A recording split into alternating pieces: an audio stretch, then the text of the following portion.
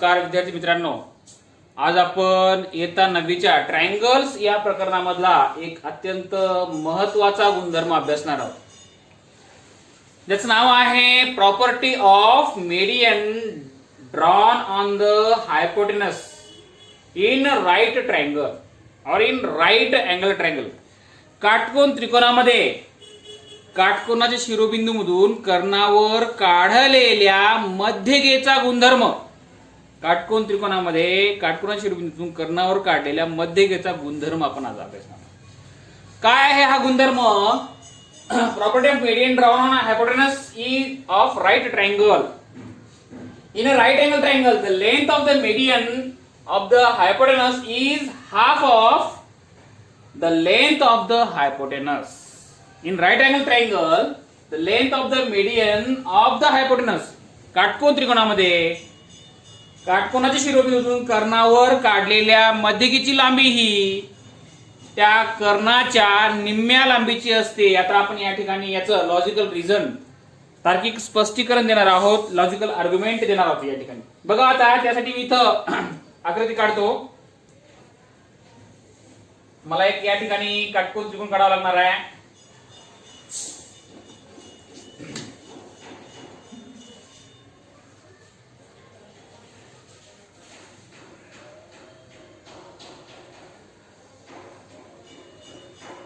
हा काटकोन त्रिकोण आहे ए बी सी. त्याचा बी हा कोण काटकोन आहे आणि ए सी हा हायपोटेनस आहे. त्याच्यावर त्याचा एक मध्यबिंदू घेतला आम्ही डी. मग बीडी ही मीडियन असेल. तुम्हाला माहित आहे what is meant by median? The line segment that joints the vertex of triangle and mid point of its opposite side is non as the median of the triangle. काटकोन त्रिकोणामध्ये काटकोनाचा शिरोबिंदू आणि त्याच्या समोरच्या बाजूचा मध्यबिंदू यांना जोडणाऱ्या रेषाखंडाला त्या त्रिकोणाची मध्यगा असे म्हणतात, मीडियन असे म्हणतात. तर आता आपल्याला आपण सिद्ध करणार आहोत की हा काटकोन त्रिकोण आहे.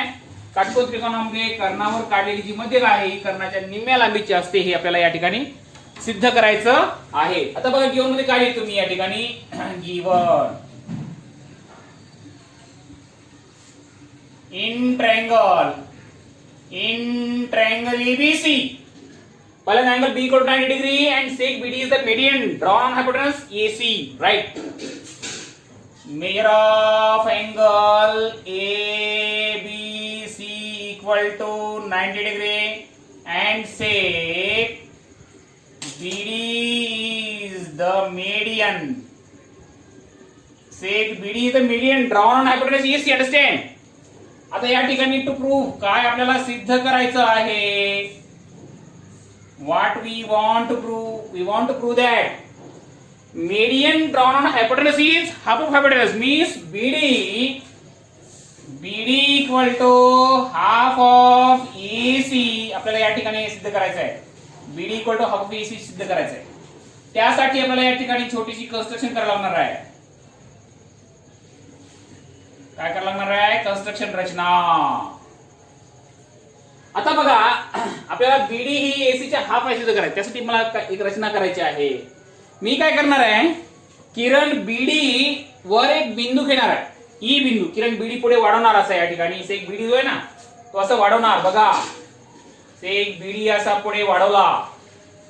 वाढवल्याच्या नंतर त्या बीडी वर एक बिंदू ई, बीडी वर एक बिंदू असा घ्यायचा ई बिंदू. बीडीवर एक बिंदू ई असा घ्यायचा की जेवढं बीडी आहे तेवढंच D E. Take a point E on ray B D such that B D equal to D and draw seg E C. आणि मग ईसी या ठिकाणी मला काढून घ्यायचा आहे. काय केलं मी रचना? काय रचना केलेली आहे? Take a point, take a point E on ray B D, on ray B D such that BD equal to DE and draw seg EC आणि मग काय केलं EC हा रेषाखंड काढला. Take point E on BD such that BD equal to DE and draw seg EC. आपल्याला या ठिकाणी EC या ठिकाणी काढलेला. आता प्रूफ अत्यंत साधं प्रूफ आहे, लक्षात घ्या. सोपं आहे, खूप सोपं आहे प्रूफ. Is very easy. बघा आता सर्वप्रथम आपण काय करूया, हे दोन त्रिकोण एकरूप करून घेऊया. कोणते? ट्रायंगल एडीबी आणि सीडी. हे दोन त्रिकोण सहज एकरूप होतात. आता इथं कसं होतं, जेवढा बीडी आहे तेवढाच बीडी आहे तेवढं डी आहे, कारण बीडी बरोबर डी आहे आणि एडी बरोबर डीसी आहे, कारण प्रश्न सांगितले बीडी नाही म्हणून. आणि हे जे कोण आहेत हे विरुद्ध कोण आहेत. हे जे कोण आहेत ना हे विरुद्ध कोण होतात आणि विरुद्ध कोण एकरूप असतात. म्हणून हे जे दोन त्रिकोण राईट वाले जे आहेत ते दोन त्रिकोण सहज एकरूप होतात. आता हे दोन त्रिकोण एकरूप झाल्यावर काय फायदा होईल आपल्याला या ठिकाणी, त्याचा अँगल ए आणि सी हे एकरूप होतील. अँगल ए आणि अँगल सी एकरूप होतील. त्रिकोण एकरूप झाल्यावरची बोलतोय मी, वर नंतर. परंतु हे जे आहेत हे अल्टरनेट अँगल्स आहेत. If alternate angles are counted, then lines are parallel. Therefore, we say that AB is parallel to EC. आपण AB आणि EC हे पॅरलल म्हणू शकतो. तसंच AB is parallel to EC also. AB आणि EC हे काय आहेत? कॉन्ग्रुएंट सुद्धा आहेत. Because corresponding sides of corner triangles, हे दोन ट्रायंगल कॉन्ग्रुएंट असल्यामुळे AB आणि EC हे काय होतात? कॉन्ग्रुएंट होतात. आता काय होतं मग, कॉन्ग्रुएंट झाल्यामुळं आणि ही पॅरलल असल्यामुळे या ठिकाणी B इक्वल टू 90 डिग्री आहे. Angle ABC plus angle ECB equal to 180 degree because interior angles. These are the parallel lines and this is transversal. Therefore, we can say that measure of angle B plus measure of angle C equal to 180 degree. But B equal to 90 degree we have written here. Therefore, we can say that measure of angle C equal to 90 degree. Understand? आता C या कोणाचं म्हणजेच ECB या कोणाचं मग 90° येतं. आता आपण काय करायचं, त्रिकोण ABC आणि त्रिकोण ECB ह्या मोठ्या त्रिकोणांचा विचार करायचा. याच्यामध्ये AB एकरूप EC आपण ते एकरूप केलेलंच असतं. Angle ABC is equal to angle ECB is 90 degree आणि BC is equal to BC the common side. Therefore, these two triangles are congruent by SAS test for congruency. SAS test नुसार दोन triangle congruent करायचे. ते एकरूप झाल्यामुळे त्यांचे sides एकरूप होतात. AC बरोबर BE होतं. आता AC बरोबर BE होतं, but B is equal to double of BD. But B is equal to double of BD is equal to AC होते, म्हणजे BD. therefore BD is equal to half of AC या ठिकाणी आपल्याला सिद्ध करता येतं. तर सर्वप्रथम आपण काय करूया, हे दोन त्रिकोण जे आहेत हे दोन त्रिकोण एकरूप करून घेऊया. कोणते दोन त्रिकोण? त्रिकोण ADB आणि त्रिकोण CDE. बघा आता in triangle ADB, in triangle ADB and triangle CDE, in triangle ADB and triangle CDE, side AD is common to side CD का? given. प्रश्नात BD ही मेडीने सांगितलेला आहे. side AD is congruent to side CD कारण given. त्याच्यानंतर प्रश्नात BD median सांगितले म्हणून D हा मिडपॉइंट होतो, म्हणून AD आणि CD समान होतात. Angle ADB is congruent to angle CDE. Angle ADB is congruent to angle CDE का बरं? Vertically opposite angles.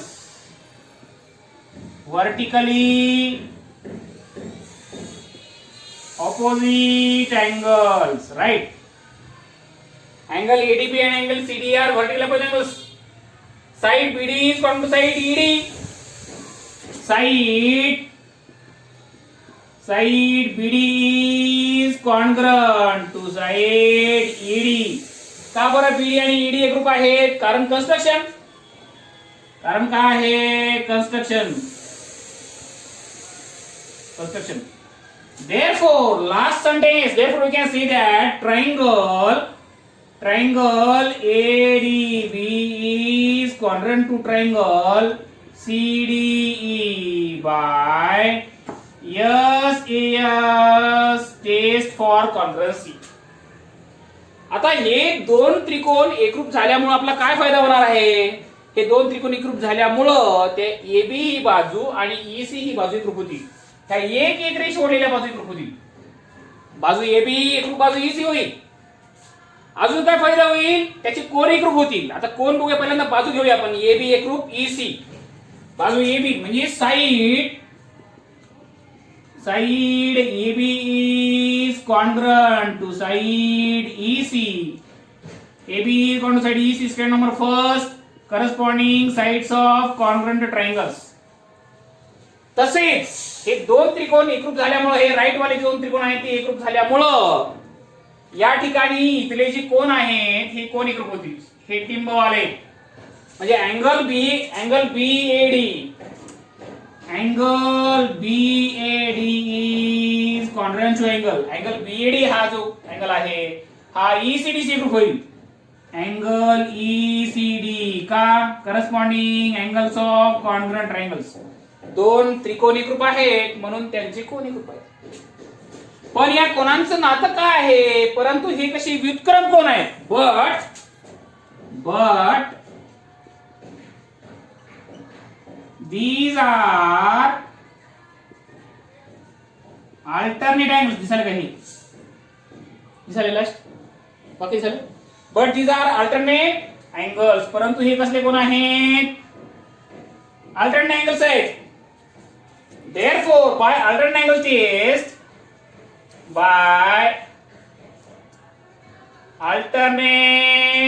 angle test, according to alternate angles test, we see that line EB is parallel to line EC. Line EB is parallel to line EC and seg BC is their transversal. Therefore we can say that measure of angle ABC plus measure of angle ECB. Angle ABC plus ECB is equals to 180 degree because they are interior angles. Understand? But ABC equal to 90 degree. Here we have written right here 90 degree plus measure of angle ECB equal to 180 degree. Right?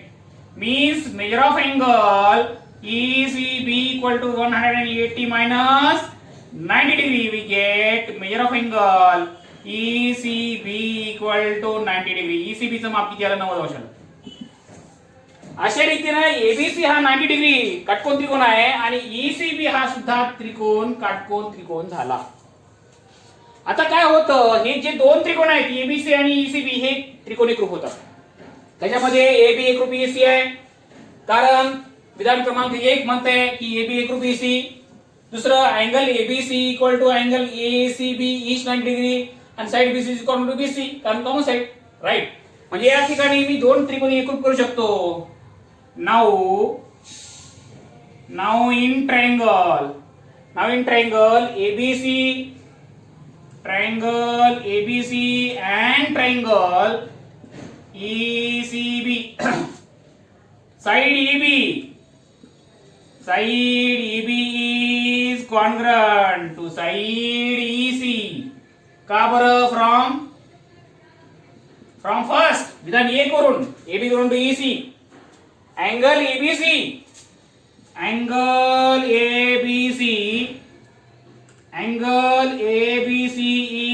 is congruent to angle ECB each 90 degree. त्याच्यानंतर side BC is congruent to side BC कारण common side आहे. Therefore triangle EBC is congruent to triangle ECB by SAS test by SAS test for congruency. Understand? आता हे दोन एकरूप झाल्यामुळे काय झालं? हे दोन एकरूप झाल्यामुळे हे सगळे दोन एकरूप झाल्या. Therefore we can say that. Therefore say AC equal to AC is congruent to sec. Sec AC is congruent to sec B. Sec AC is congruent to sec B. का बरं?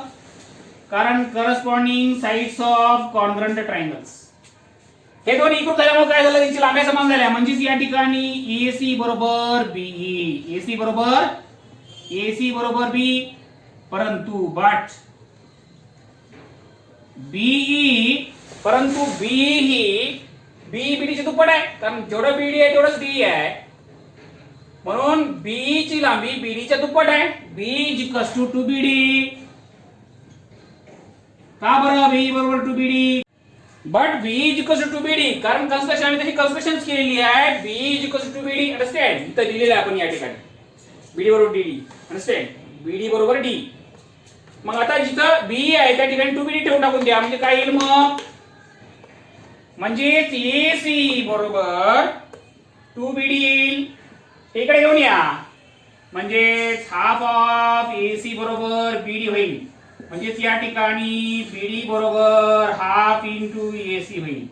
अशा रीतीने hence we have proved that in right angle triangle median round hypotenuse is half of the hypotenuse. Understand? या ठिकाणी आपल्याला लिहावं लागेल पूर्ण वाक्यामध्ये. म्हणून hence we have proved that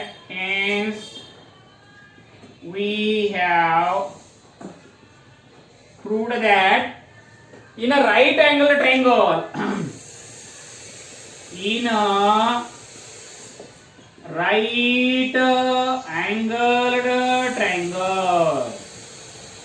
angled triangle the length of the median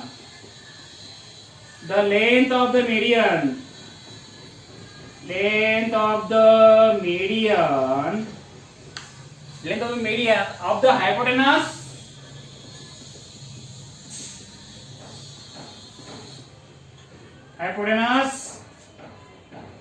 length of the hypotenuse is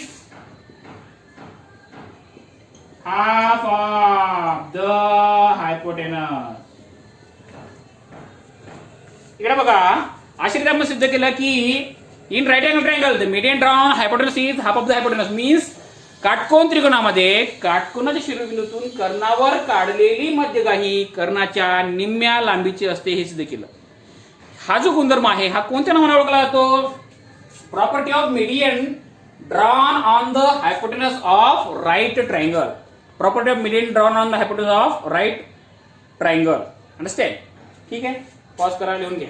thank you. चुकलं एक.